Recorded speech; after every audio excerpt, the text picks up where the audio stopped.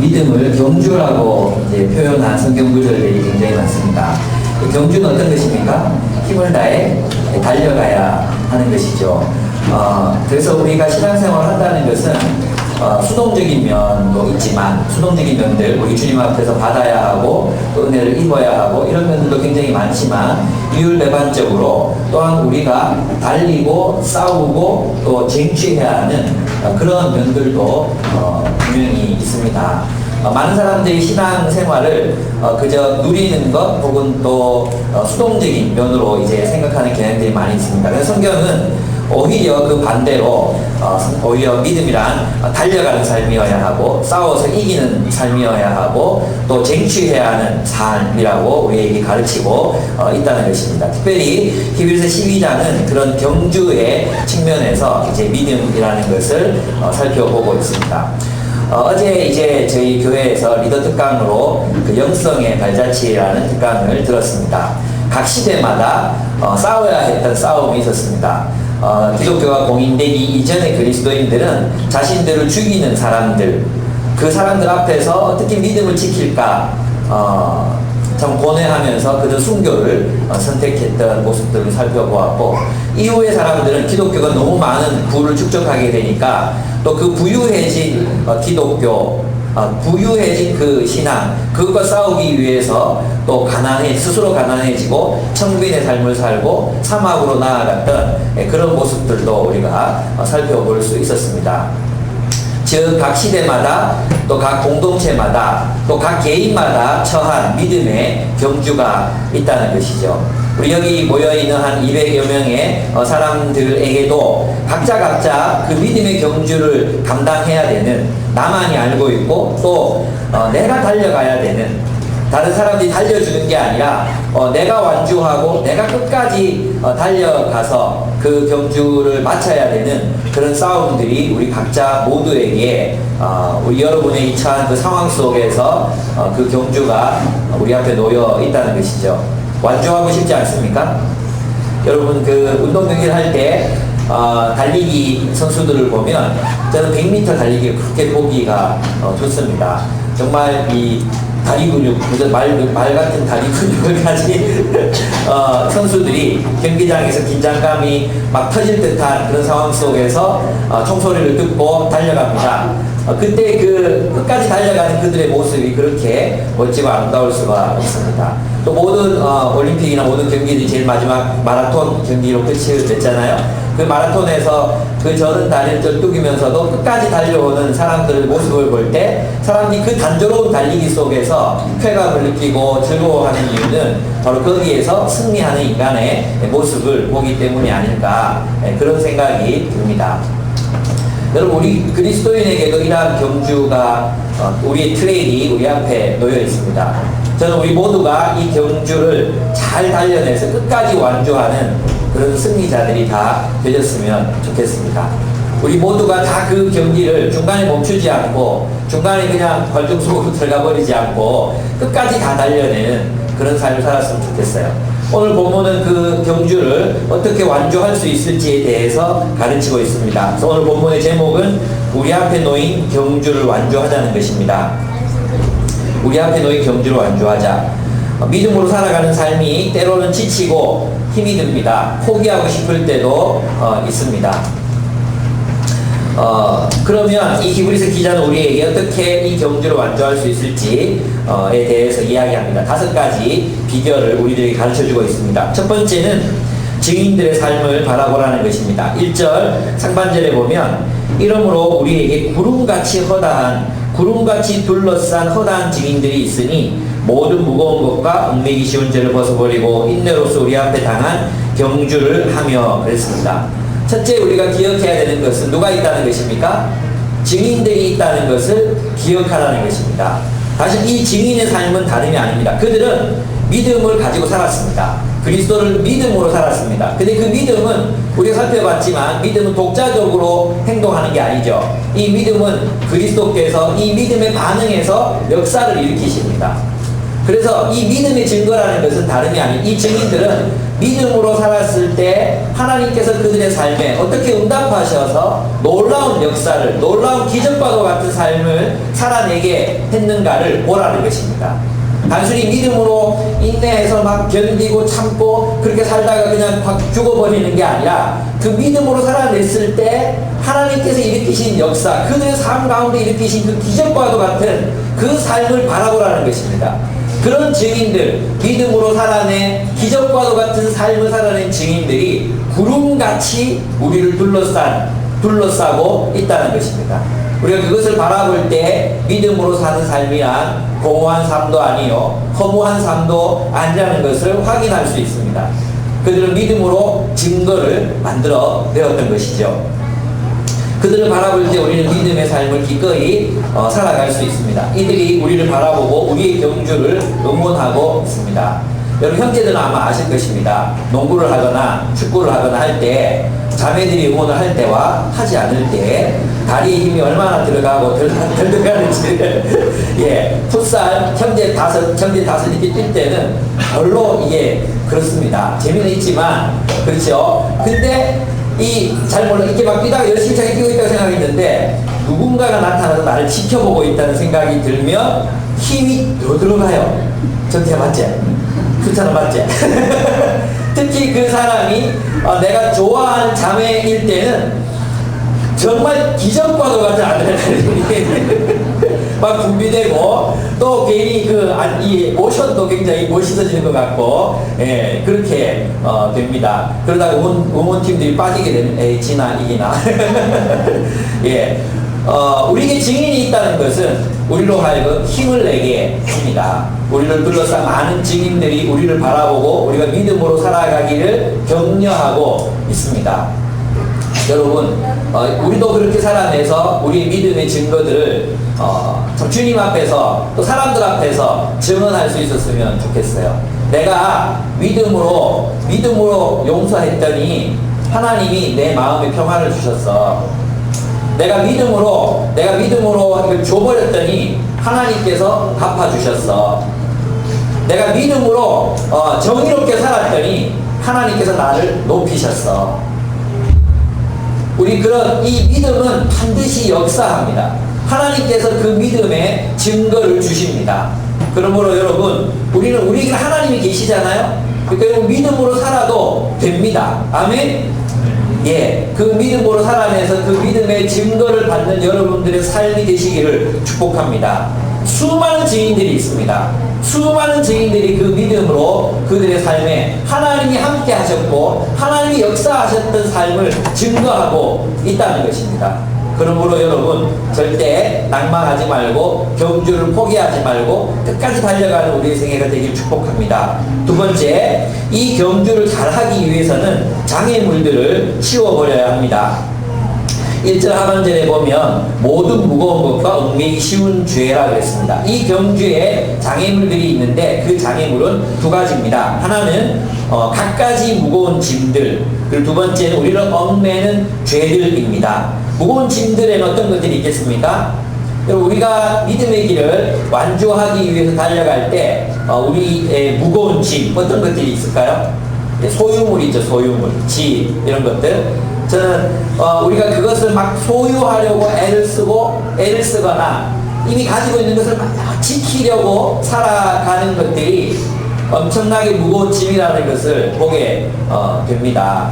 그래서 좀 허름하게 살아도 됩니다. 좀 허름하게 살아도, 좀 허름한 곳에 살아도 되고 좀 좁은 집에서 살아도 되거든요.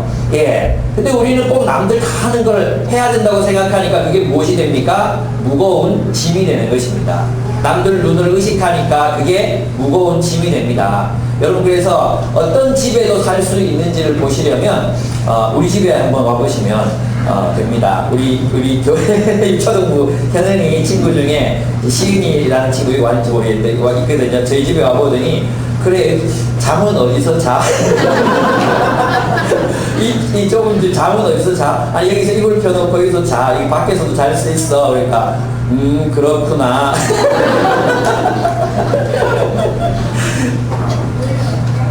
예, 믿음으로 살아가는 길에는 여러분의 짐이 너무 무거우면 안 돼요. 그죠? 우리 그 이문식 목사님들 하시는 얘기 있다 했잖아요. 한국 그리스도인들이 그리스도인답게 살면 두 가지는 포기하면 된다고. 집 포기하고 차 포기하면 된다고. 그죠? 내 얘기가 아니에요. 네, 이문식 목사님이 그렇게 말씀하셨습니다. 그분이 왜 그렇게 말씀하시는지 모르겠는데, 근데 그분이 그렇게 얘기하셨어요. 근데 우리는 남들이 사는 만큼, 남들이 사는 정도의 아파트, 남들이 사는 정도의 규모의 이런 거 생각하니까 빚을 많이 지게 되고 결국은 무거운 짐이 돼요. 그 짐이 돼서 결국 다른 사람들을 섬기기 어렵거든요. 저는 여기서 현실적으로 집이 있는 게 낫지요. 전세도 잘 없고 월세도 얼마나 많이 들어갑니까? 근데 제가 말씀드리는 건 뭐냐 하면 우리의 기준과 목표 자체가 달라야 한다는 거죠. 기준과 목표 자체가. 좀 허름한 집, 좀 작은 집 선택하면 살 수 있는 집 많이 있어요. 없지 않습니다. 예. 여러분 정말 기도하면서 찾아보시기를 바랍니다. 네, 뭐 좀 좁게 살면 어떻습니까? 어차피 나중에 옮길 건데 지금 큰 집 사는 우리 그렇게 자꾸 생각하거든요. 예, 뭐 지금 그냥 우리 수준에 맞게 살아가시면 돼요. 소유물 저는 큰 무거운 짐이 될 수 있다고 저는 생각합니다. 또 집 쉐어 하잖아요, 쉐어. 정말 돈 없으면 부모님 집에 들어가서 사세요. 효도하면서. 저 없는데 어떡할 거예요? 없는데 어떻게 노숙할 건 아니고 없는데 어떡할 거예요? 예. 그리고 있잖아요, 우리 직장인들 이제 남들하고 사는 거 막 불편해서 이렇게 막 그러잖아요. 결국 이제 여러분 나이가 어느 정도 이렇게 들어가면 아 내가 결혼을 하겠구나 또는 안 하겠구나 이걸 알잖아요. 그러면 모여 사는 거죠, 같이. 예, 같이 한 10명 정도 모여 살면 같이 먹고 같이 한 주방 쓰고 뭐 TV도 한 대만 있으면 되고 차도 뭐 몇 대 뭐 다 굴릴 필요 없잖아요. 그러면은 제 생각에 돈이 많이 세이브 될 것 같아요. 굳이 그렇게 막 다 이렇게 해야 될 필요가 있을까? 좀 그런 생각이 듭니다. 우리가 정말 서로 친밀해지고 정말 삶을 나눌 만큼 친해진다면 그런 일들이 가능하지 않을까? 그런 생각이 들어요. 그리고 집에 방이 있는 사람들이 이런 사람들은 또 방 없는 사람들 찾아보시고 좀 데리고 사세요. 도벽만 없으면 되지 않을까요? 소유물도 걱정과 염려 마찬가지죠. 걱정과 염려.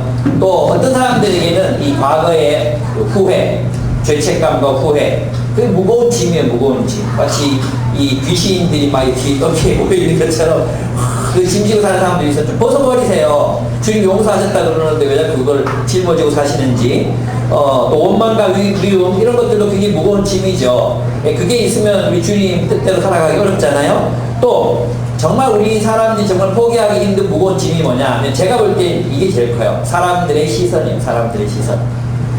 사람들이 나를 어떻게 보는가. 이것만 자유로워지면 정말 할 수 있는 일들이 많아요. 직장도 그렇고 또 뭐 어떤 것이든 사람들이 나를 어떻게 볼까. 이것 때문에 사실 이게 무거운 짐이 돼서 믿음의 길을 걸어가지 못하는 사람들이 정말로 많습니다. 사람들이 나를 어떻게 보든 그냥 나는 믿음의 길을 걸으면 되는데 저 사람들이 나 어떻게 생각할까?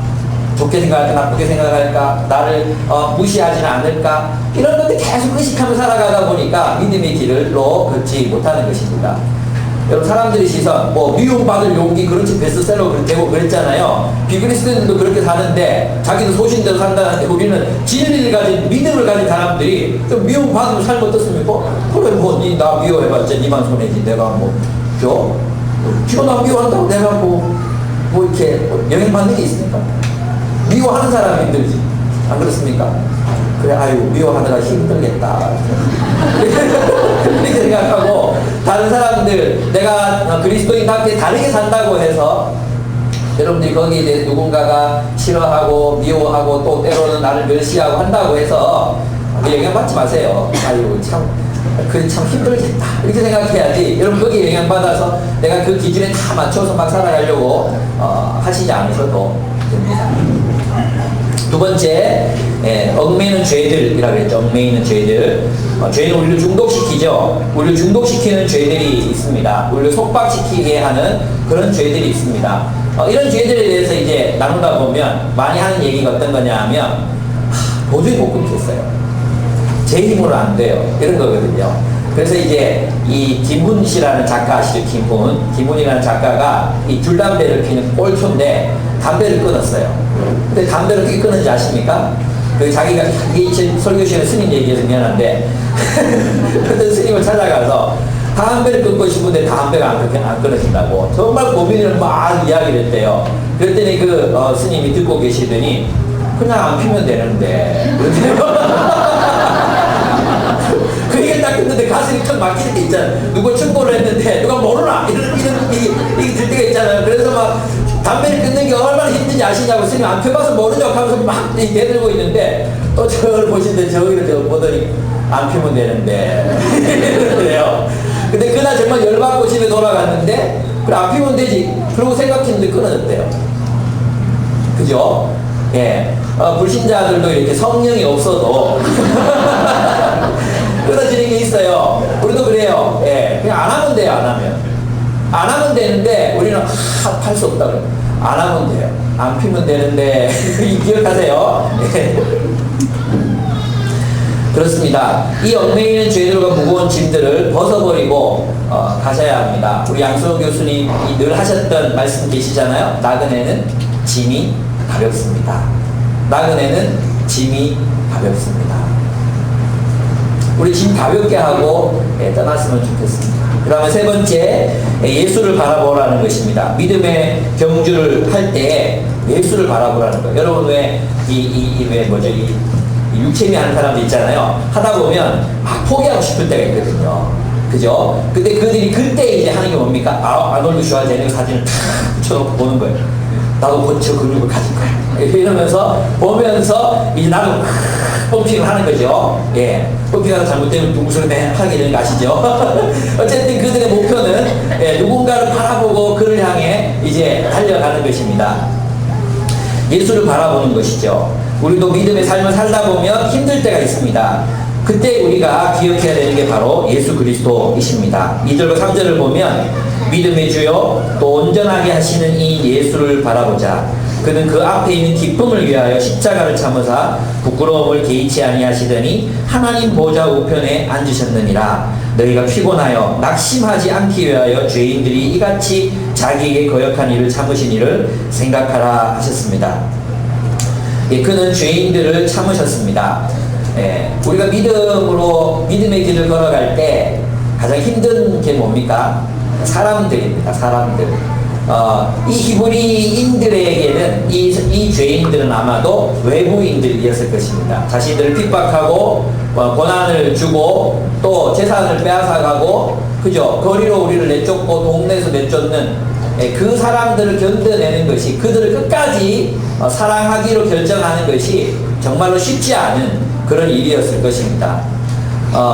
근데 그는 이제 그것을 참으라고 말합니다. 죄인들을 끝까지 참으신 예수님 바라보고 참으라고 이야기하고 있습니다.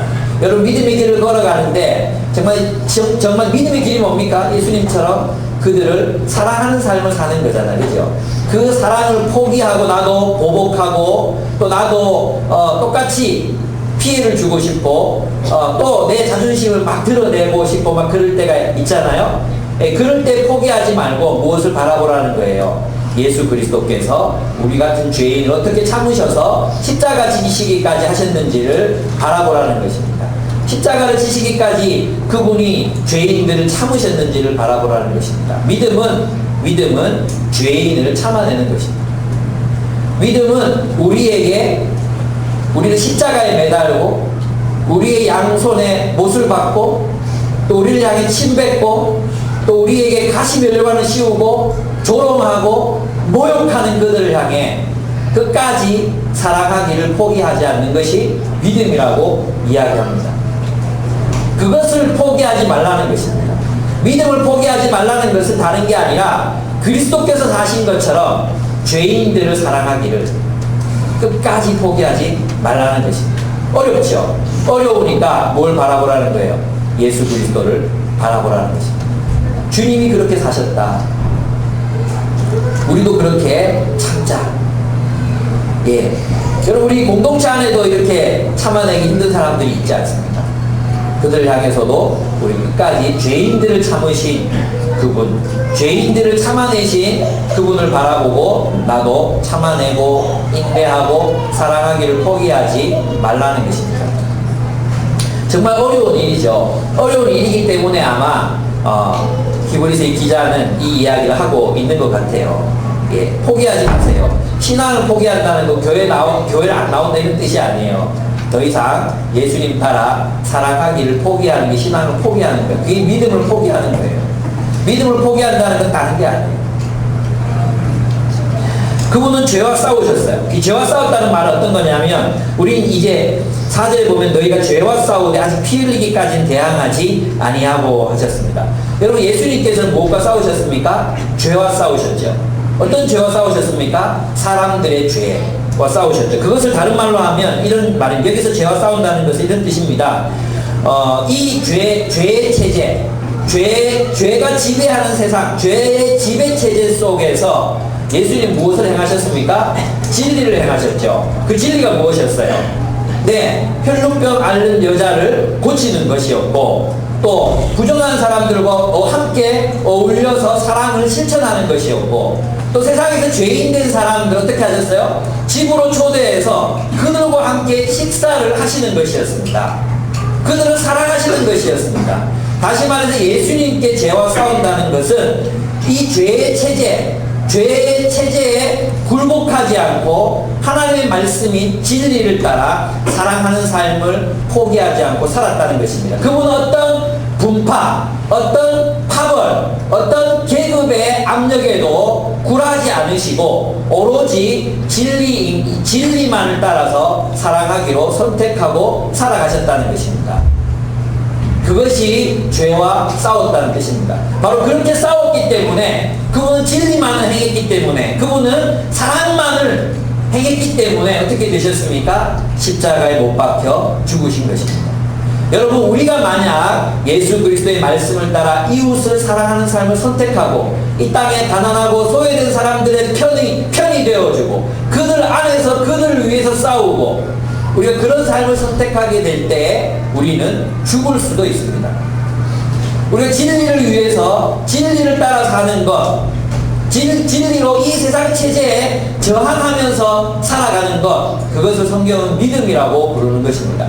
그 믿음을 따라 살아갈 때 우리에게 힘든 일들이 많이 생깁니다. 그죠? 어려운 일들이 많이 생깁니다. 그럴 때 주님 바라보라는 것입니다. 주님이 나를 위해 죽으셨고, 주님이 죄와 싸워 피 흘리셔서 십자가에 돌아가신 그분을 바라보시고 견디라는 것입니다.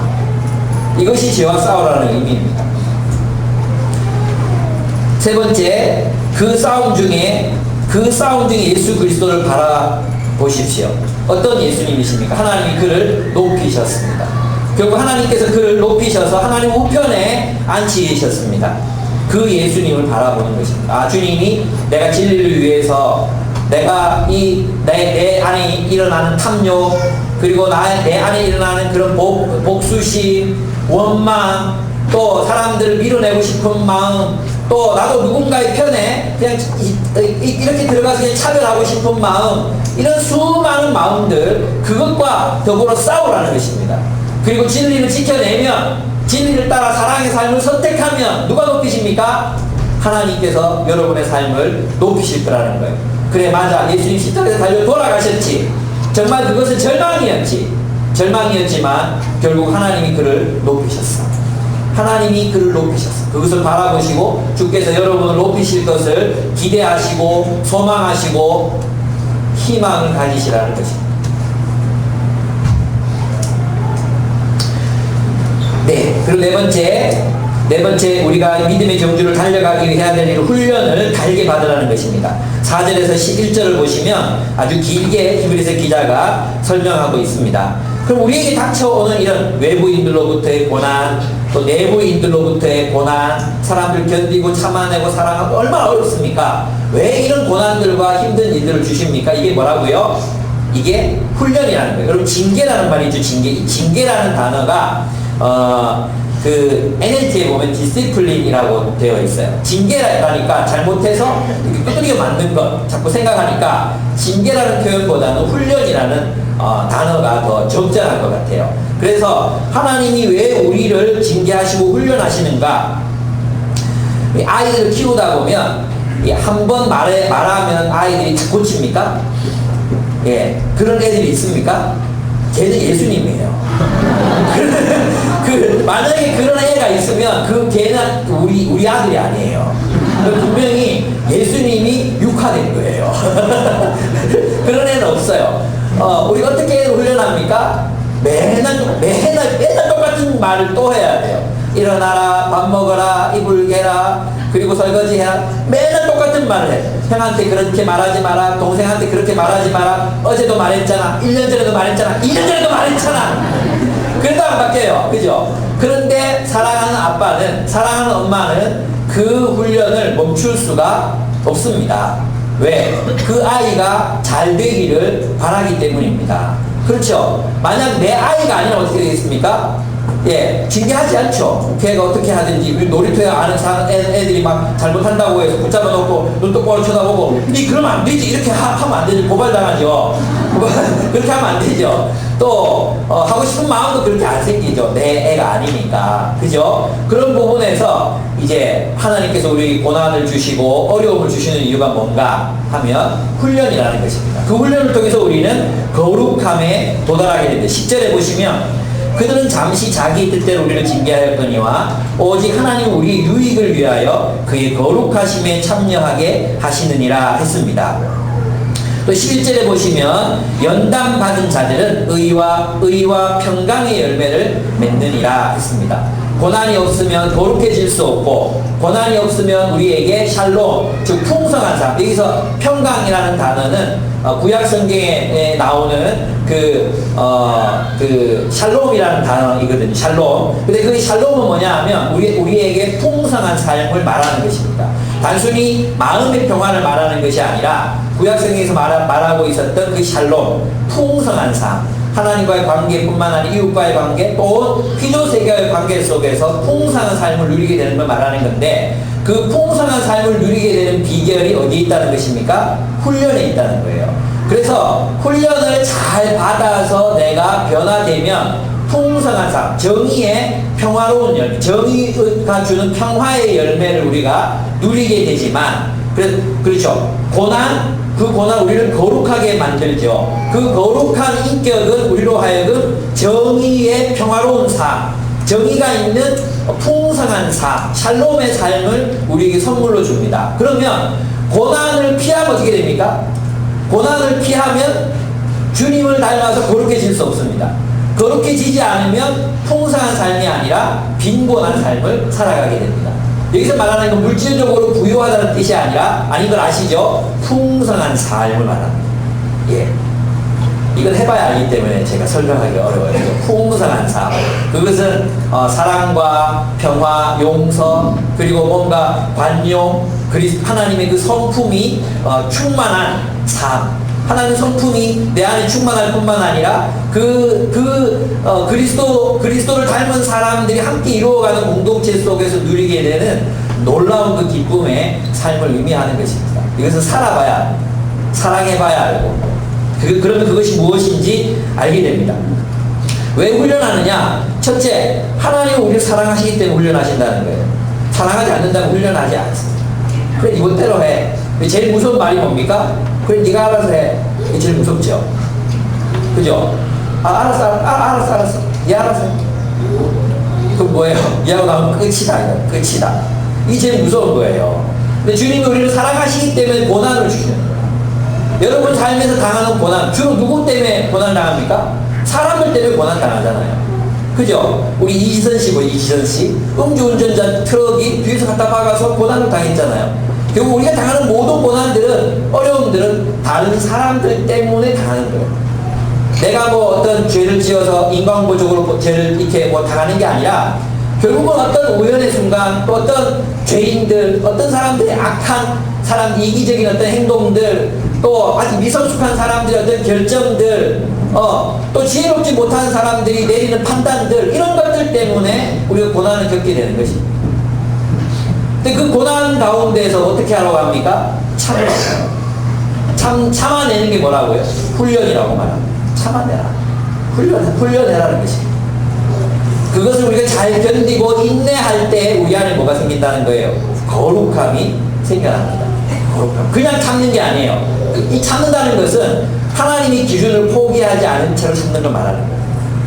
무슨 말입니까? 사랑하기를 포기하지 않는 채로 끝까지 견디는 것입니다. 끝까지 그를 사랑하기로 선택하는 것을 말하는 것입니다. 주님이 우리를 사랑하시기 때문에 고난을 주십니다. 어려움을 주십니다. 그래서 여러분 그들을 견뎌내셔야 합니다. 두 번째, 하나님 우리가 그의 자녀이기 때문에 훈련하십니다. 그러므로 우리는 이 훈련으로부터 도망가지 말고 잘 참아내어야 합니다. 6절에서 9절을 보면 나옵니다.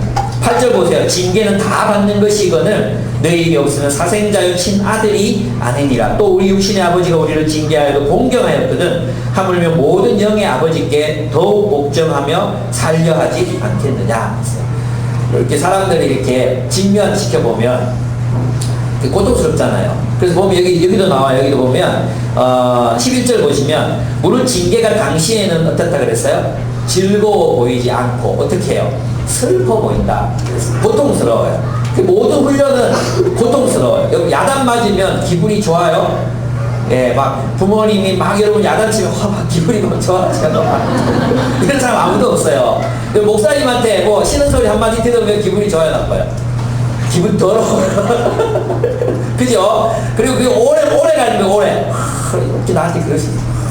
그게 옳은 말이라도 막 상처가 되고 막 그렇잖아요. 근데 그럴 때 그것을 유익으로 삼는 사람들은 그 말씀을 받아들여서 내가 아프지만 순종하리라. 내가 아프지만 한번 이겨내보리라. 이런 사람들은 영적인 유익을 반드시 얻어요. 근데 있잖아요. 아프니까 밀어내고 아프니까 싫어하고 또 아프니까 나와 이 관계가 어려운 사람들을 다 내 삶의 주변에서 도망치기 시작하면 우리는 성숙할 수 없게 됩니다. 제가 얘기했죠. 그런 사람 다 피해서 도망가다 보니까 그런 사람하고 결혼하게 된다고. 자주 얘기했죠. 여러분 끝까지 참아내세요. 만약에 여러분 부모 그 배우자가 그런 사람이 아니고 나는 운 좋게 사람하고 결혼했구나. 그럼 자식이 그런 애가 나올 거예요. 반드시 넘어가야 돼요. 반드시 넘어가야 돼요. 그래서 어떻게 해요? 이겨야 돼요. 도망가지 말고 어떻게 해요? 이겨야 돼요. 극복해야 돼요. 우리가 해야 될 일은 고난이 올 때 그것을 피해 달아나는 것이 아니라 그 고난을 극복하는 것입니다. 그럼 다음에 그런 고난이 와도 또 극복할 수 있어요. 근데 도망가면 또 도망가야 돼요. 한 번 도망가면 또 도망가야 되고요. 계속해서 도망가야 돼요. 언제까지 도망갈래요? 언제까지? 한 번 넘어보면 됩니다. 한 번 넘어보면 아무것도 아닌 걸 알게 됩니다. 그리고 쉬워집니다. 그리고 여러분 분명히 주님이 말씀하셨어요. 뭐라고요? 정의의 평강의 열매, 정의의 평화. 그 정의가 가져주는 그 평화의 열매를 맺게 된다고 말씀하셨습니다. 여러분 결국 우리가 주님의 인격을 담는 것 외에는 행복해지는 길이 없습니다. 여러분 가만히 들여다보면 막 주를 위해서 열심히 일하고 또 때로는 뭐 주변에 그런 정말 가족들도 정말 자기를 사랑해주고 또 돈도 많고 이렇잖아요. 그래도 불행한 사람들이 있어요. 저는 주변에 그런 사람 많이 봅니다. 정말 다 갖췄어요. 다 없는 게 없어요. 와 정말 행복하겠다. 안 행복해. 그런 사람들이 있어요. 여러분 주변에도 있죠? 있어요. 어떤 집은 정말 지들이 뭐 아무것도 가진 게 없어. 아무것도 뭐 집도 다 찌그러져 가고 뭐 애도 셋이고 근데 행복한 집에서 행복한 집. 그 무엇이 차이겠습니까? 그렇죠. 결국 우리의 존재의 차이죠. 그들의 존재. 이 존재가 행복의 존재인가 기쁨의 존재인가 아닌가의 차이예요. 결국 우리를 행복과 기쁨의 존재로 만들어가는 것은 다름 아니라 고난이라는 것입니다. 고난을 통과한 사람들이 바로 그 영광을 누리게 된다는 것입니다. 여러분 아이들의 특징이 뭡니까? 아이들은 고난을 힘든 걸 넘어설 줄을 모릅니다. 그 고난 앞에서 울고 불고 막 찢고 우리 며느리 막 너무 힘들어하거든요. 형아가 그랬어요. 이게 너무 막 고통스러운 거예요. 막. 근데 왜 우리 부모들 내 편을 안 들어주지? 이게 진짜 막 세상에서 너무 힘든 거예요. 우리가 볼 때는 진짜 아무것도 아니거든요. 지가 먹으려고 했던 반찬을 형이 먼저 먹었다. 이런 거거든요. 뭐 형도 그래. 형 똑같이 싸우거든요. 근데 우리가 보면 아무것도 아니잖아요. 근데 그걸 넘어보면, 요즘에 지금 넘고 있거든요. 어제도 뭐, 빵이 두둑하게 있었는데, 한 개를 한 입을 먹었어. 그걸 형을 툭 주더라고. 근데 형이 떡 째려보니까, 씩 웃으면서 새 거를 툭 주더라고요. 이게 뭐예요? 성숙이죠, 성숙. 성숙. 그 순간, 그만큼 성숙한 거예요. 그리고 두 사람이 뭘 얻었느냐? 평화를 얻었느냐. 이거예요. 얼마나 좋은 예입니까? 여러분, 우리 애들이니까 보이잖아요? 애들이니까 보이는데, 어른이어서 안 보이는 게 있는 거야. 내가 지금 다 컸다고 생각하면 안 보이지만, 조금 더 성숙해 보면, 이게 보이는 거야. 저거 좀 그냥 내주지. 아, 저거 좀 그냥 풀지. 근데 그걸 여러분이 넘어보셔야 돼.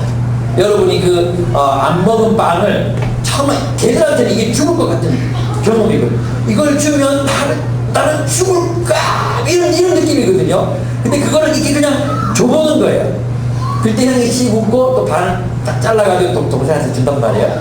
이럴 때 평화, 이 평화, 이걸 여러분이 누리셔야 돼요. 이거 넘어봐야 되는 거죠. 그래서 훈련이 올 때 여러분 그것을 우리의 유익을 위해서 주시는 훈련이라는 것을 기억하셔야 됩니다. 여러분 있잖아요. 여러분 직장 생활에서 정말 힘든 사람들이 있죠. 지금 순간 속에서. 정말 힘들죠. 모든 직장인들 다 힘들죠. 직장생활 행복한 사람들 손들라 그러면 아마 교회 사역자들밖에 없을 거예요. 교회 사역자들도 기쁨의 교회 사역자들만 손들지 다른 데는 안 그래요. 예. 왜 그러냐? 좋은 주제를 만났으니까. 요거는 본문과 상관없는 내용이었어요. 모든 사람들이 다 힘들어요. 근데 있잖아요. 제가 여러분의 삶을 이렇게 관찰하면서 느끼는 건데 힘들 때는 힘든 이유가 있어요. 진짜로 그래요. 그게 영원할 것 같잖아요. 여러분 직장의 주인이 누굽니까? 누구예요? 하나님이죠. 그죠? 정근하니 가만히 있었어야 되는데 어째 잘 찾다가 왜 얘기했나? 사장님입니까? 여러분 직장의 주인이 누굽니까? 사장님입니까? 네? 여러분 부서의 팀장이 누굽니까? 예? 영우 형제입니까? 누굽니까? 하나님이시죠. 하나님. 뭐 하나님께서 나의 인생에 대한 계획이 있으실까요? 없으실까요? 있어요? 없어요? 있어요. 여러분 우리는 말로는 우리 직장의 주인이 하나님이라고 말하면서 하나님이 나에 대한 계획은 없는 것처럼 생각한단 말이에요. 안 그렇습니까? 그러니까 이 고통이 죽을 때까지 지속될 거야 생각하는 거죠. 이 어려움이 죽을 때까지 지속될 거야. 나는 평생 이렇게 살다가 그냥 그럴 거야. 그게 불신하는 거예요. 하나님은 우리 인생에 계획을 가지고 계십니다. 그걸 믿는다면 때가 됐을 때 하나님께서 선명하게 여러분이 이직을 하든지 사표를 내든지 창업을 하든지 하나님께서 길을 내실 것입니다. 믿으십니까? 우리가 할 일은 무엇입니까? 하나님의 인도를 따라가는 것입니다. 하나님의 인도를 따라가는 것입니다. 만약 여러분이 어떤 사람을 만나서 정말 힘든 가운데 있다면 견디셔야 돼요. 그리고 한번 그 사람을 극복해 보시고 이겨 보셔야 합니다. 그러면 하나님께서 그 다음 길로 여러분을 인도하실 것이라고 저는 믿습니다. 우리에게 주어지는 모든 환난과 고난과 어려움들은 반드시 목적과 이유를 가지고 있습니다. 왜? 하나님 살아계시기 때문에. 하나님 때가 되면 이제 충분히 됐다. 이 녀석 이 정도면 충분하다 싶을 때 옮기실 것입니다. 그리고 다른 사역을 주시거나 다른 부르심으로 여러분을 부르실 수 있습니다. 저도 그런 어려움이 있을 때 이게 제가 굉장히 이제 편안하게 사역하는 것 같잖아요. 사실 그래요. 사실 편안하게 사역하고 있거든요. 근데 제 인생에도 어려운 일들이 많이 있었어요. 지금도 제가 어렵다고 생각하면 받아들이면 어려운 게 있어요. 내가 그것을 어렵다고 느끼면 굉장히 어려운 일들이 내 삶 속에도 많이 있어요. 근데 지금은 그게 어렵게 느껴지지 않는 거예요. 차이가 뭐냐 있잖아요. 옛날에는 죽을 것 같았던 그런 어려움들이 지금 내 인생에서는 작은 그냥 문제에 불과하게 된 거예요. 그것들이. 뭐가 커졌어요? 내가 커진 거예요. 문제의 크기는 똑같아요. 문제의 크기는 똑같은데 누가 커졌어요? 내가 커졌어요. 내가 커지니까 이 문제가 문제를 안 느껴지는 거예요. 내가 작을 때는 이 문제가 너무 커 보이는 거예요. 제가 동촌 초등학교 나왔거든요. 여기 이제 동촌 초등학교 있잖아요. 어릴 때 다니던 그 학교의 그 소나무는 엄청나게 컸어요. 와, 세상에 이렇게 큰 소나무가 다 있나? 얼마 전에 가봤잖아요. 에게 내가 이런 걸로 놀랬어. 운동장이 그때는 얼마나 넓었는지 몰랐어요. 근데 가보니까 왜 이렇게 학교가 왜 이렇게 작아졌어? 그런 게 있지 않습니까? 여러분, 문제는 이 문제가 문제가 아니라 이 문제를 다루는 내가 문제인 거예요. 내가 잘하는 문제. 내가 성숙하고, 내가 커지고, 내가 지혜로워지고, 내가 유능해지고, 내가 힘이 세지면 이 문제는 아무것도 아닌 것이 됩니다. 저는 여러분들이 그 문제가 작아지기까지 성숙하기를 원합니다. 아멘? 여러분, 주님께서 우리를 훈련시키신다는 것은 바로 그런 것입니다. 제가 엮기를 들지 않다가 얼마 전에 이제 아내가 배드민턴 치다가 어깨가 나갔거든요. 그래서 이제 운동을 더 이상 못하겠어. 한번 괜찮아서 쳤다가 또 이 어깨가 나갔어요. 아, 이제 그만두라고 하시나 보다. 그래서 아내가 늘 같이 운동하자 그랬는데, 아내 소원, 하나의 기도로 하나님이 들으신 것 같아요. 그래서 제 어깨를 나가게 하시고는 이제 같이 손잡고 가거든요. 그 남부에 가면, 뭐지, 수도공사 있는 거기 이제, 이름이 뭐더라? 하여튼 거기 돌아다녀요. 근데 거기 가보니까 참 좋더라고요. 근데 거기 가니까 엽기가 있는데, 옛날에는 거기 막 100개씩 달아놓고 막 들었잖아요. 그래서 이제 누워가지고 딱 2개가 달려있는데 뭐 100kg도 되지도 않은 것 같아. 근데 이게 떡 드는데 삐끗 하면서 이게 옆에 이게 쇠로 훔쳐가지 못하게 딱 가둬놨거든요. 그래서 드는데 너무 쪽팔려가지고. 그래서 처음에 내가 이걸 적어도 20개씩은 들 수 있겠지 생각하고 들었는데 3개를 드니까 죽겠는 거예요. 네. 그리고 지난 주일날 몸살이 온 거예요. 그러다가 어깨가 막 이거 너무 아픈 거예요. 근데 이제 얼마 전에 가서 또 드는데 조금 더 들 수 있게 되고 조금 더 들 수 있게 되고 처음 올라가는데 3개를 못 당기겠는 거예요. 근데 이제는 이제 뚝뚝뚝뚝 이제 당길 수 있는 힘이 제게 생기기 시작했어요. 여러분 기대하세요. 내년 여름에 제가 뽕뽕 보여드릴게요. 여러분, 훈련은 바로 그런 것입니다. 내가 지금은 들 수 없고, 내가 지금은 해결할 수 없는 것 같은 것들이 그 문제가 나한테 너무 커 보여서, 내가 죽어야 되나?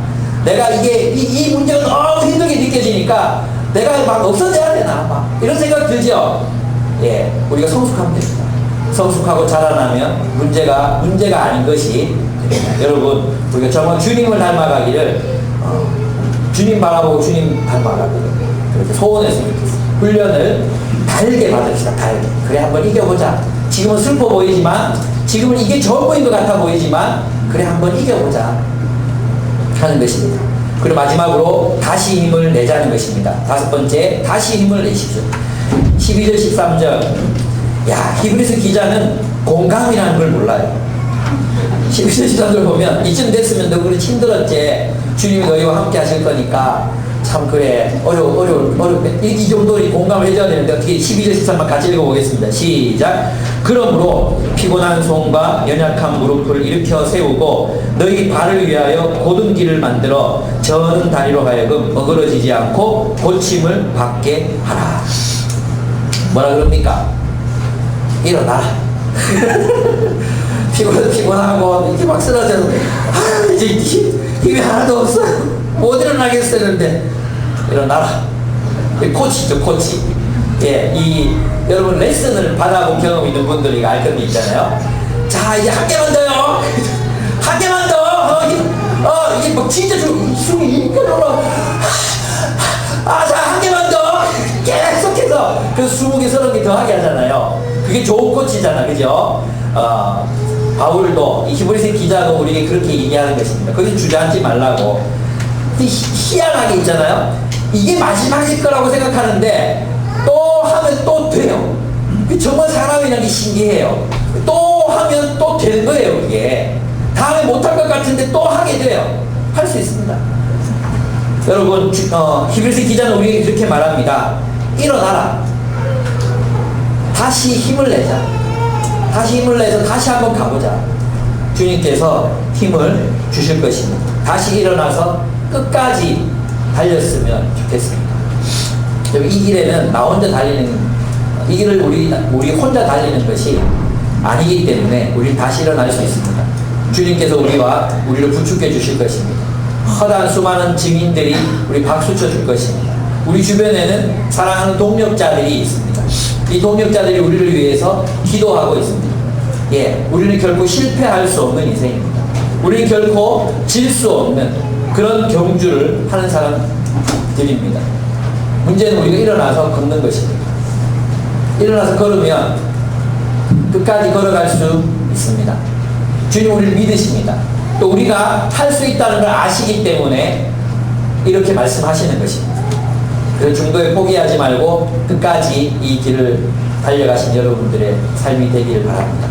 여러분 각자에게 주어진 그 믿음의 경주는 다 다릅니다. 우리 서로 충분히 그 어려움을 다 공감해 줄 수 없습니다. 어떤 사람들은 자신의 소유욕, 탐욕과 싸워야 되고요. 어떤 사람들은 원망하는 마음 내려놓기 위해서 싸워야 되고요. 또 어떤 사람들은 선의 길을 따르기 위해서 싸워야 돼요. 어떤 사람들은 불의와 싸워야 되고요. 각자 하나님 앞에서 받은 그 믿음의 경주가 다 다릅니다. 그럼 우리에게 공통적인 게 있습니다. 무엇입니까?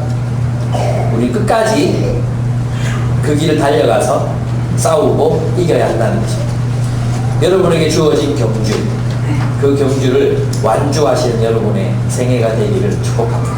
저도 끝까지 달려가겠습니다. 여러분도 끝까지 달려가셔서 의의 평화로운 열매를 맺으시는 여러분의 생애가 되기를 축복합니다. 우리 함께 기도하겠습니다.